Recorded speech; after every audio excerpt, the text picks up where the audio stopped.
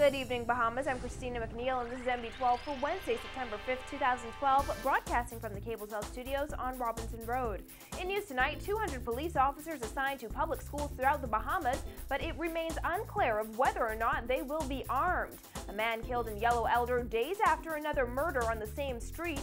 Millions approved for the completion of the road improvement project. Government to determine whether or not it will press charges on a boat captain involved in a human smuggling operation, and ambassador appointments announced. We have those stories and much more coming up tonight. Your MB12 starts right now.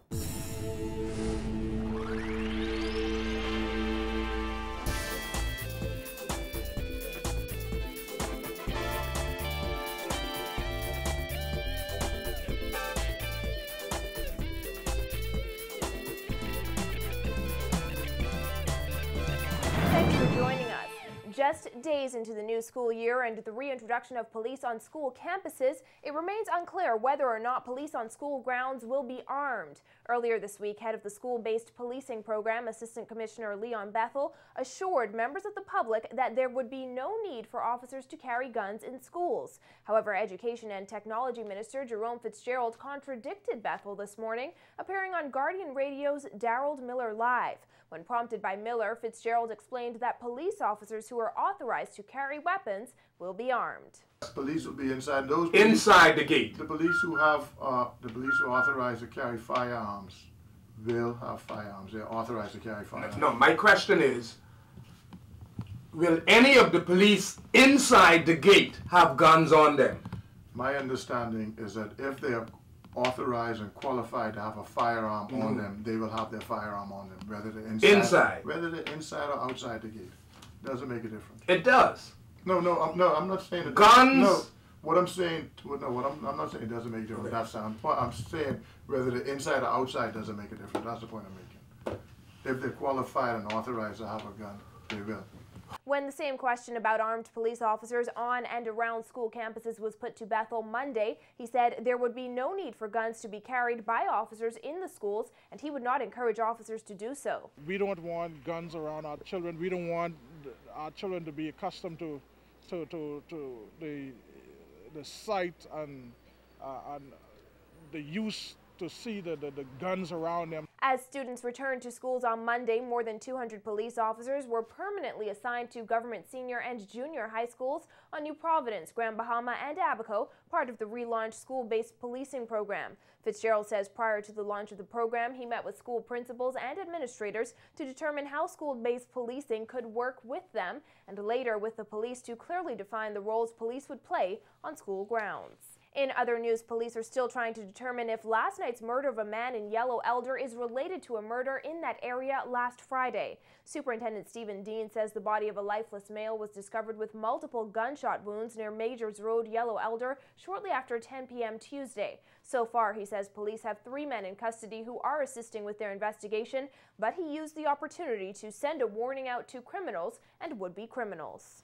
Police are actively investigating this matter. At present, we have 3 suspects in custody who we believe can assist us tremendously in connection with this matter.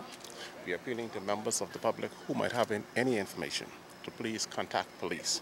We can assure you that we will keep your information will be kept confidential, also your identity.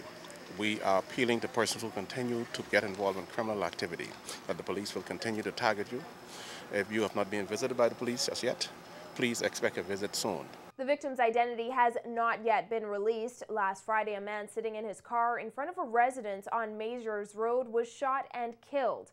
Dean says police are still investigating whether or not the 2 murders are related. Well, government will get the additional $65 million it needs to complete the New Providence Road Improvement Project. This as the Inter-American Development Bank Tuesday approved the $65 million loan for the Bahamas government. The IDB has already loaned government $129 million in 2 loans. This is the 3rd loan government is obtaining from the IDB for the completion of the road improvement project.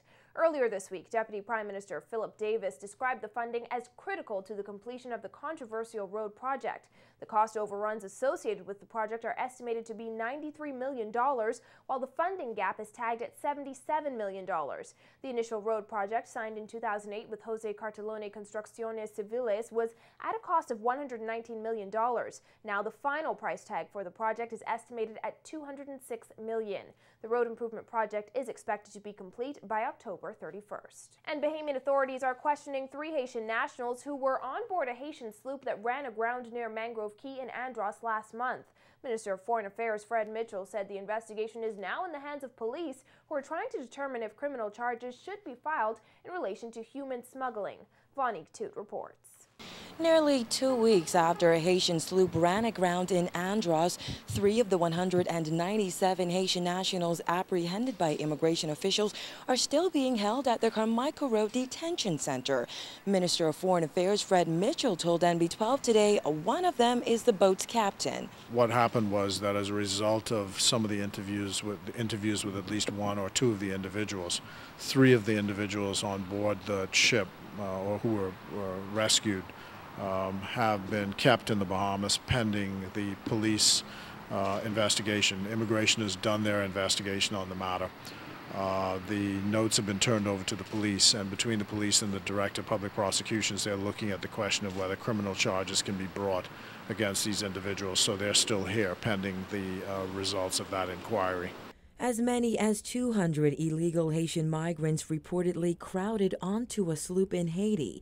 After 7 days on the high seas, the boat ran aground near Mangrove Key, Andros late last month. 197 people were rescued. 194 of them were repatriated days later. Mitchell says the Haitian government is aware that 3 of those people are still being held in the Bahamas. However, he told NB12 he does not know if Haitian officials were told that a criminal investigation has been launched into what the Bahamian government believes is an illegal smuggling operation. I've asked the Attorney General to look at this question of being more aggressive in terms of prosecutions of people who are involved in this. Is there a certain amount of time, I guess, authorities can hold these people for before they have to release them? Yes, of course. I mean, it can't be unlimited, but and there won't be any excess in terms of that. But until we have the matter clarified, it would be unwise to release them. As investigations continue, Mitchell says officials are still trying to determine whether the man whose body was found in waters near Mangrove Key last week was on that Haitian sloop. Of course, there is one matter which is outstanding because the body was found in the bushes, and it's believed that it may have washed ashore as a result of some incident connected with that matter in Mangrove Key. But that's still awaiting confirmation. The boat's captain told authorities that 4 people jumped off the boat and 12 people drowned at some point during their week-long journey. However, officials said at the time there was no evidence to support that claim. Reporting for NB12, I'm Vonique Toot.